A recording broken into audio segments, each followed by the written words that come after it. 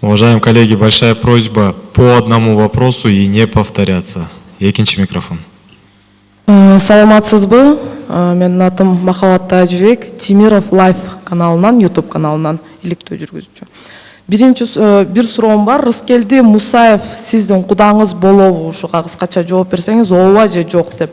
Анан биз сиздин кудаңыз Турусбек Түмөнбаевдин Уна жана Гознак мамлекеттик ишканаларында шектүү тендер өткөрүүгө катыштыгы бар экенин иликтедик элек.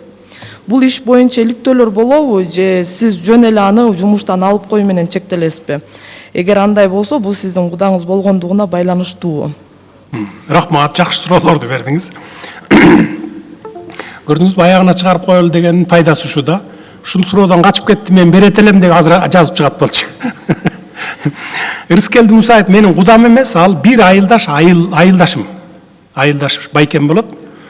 Коопсуздук кызматына койгонмун мурда, октябрь окуяларынан кийин.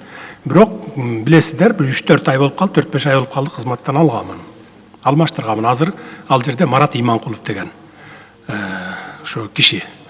Мен кудамбы, айылдашымбы, тууганымбы карабаймын.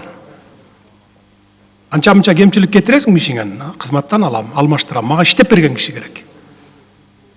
Иштеп берген кызматкер, иштеп берген министр керек мага.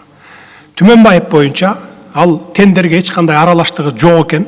Иликтөө болгон бул боюнча Улукбек Мариповдун убагында иликтеп келип айтты, эч кандай мунун тиешеси жок, күнөөсү жок экен, жөн эле кызматтан алып саласызбы деп. А коомчулукта жазып, мен албай койсом дагы айтып жазып чыгат элеңер анда. Мына ушу сактап калды деп. Ошон үчүн кызматынан кетти. Ал тендерге эч кандай тиешеси болгон эмес. Бирок кызматтан алдым. Демек, кызматынан жөндөн алып койдуңарбы? Жөндөн алып койдум. Жөндөн алып койдум. Макул, рахмат. Коомчулукта ошто бир түшүнүксүз суроо болбош үчүн эле алып койдум. Рахмат. Андан эч нерсеси кемип калбайт андан. Талада калбайт. Өзүнүн оокаты бар жанын багат. Кызматсыз деле. Третий микрофон, пожалуйста.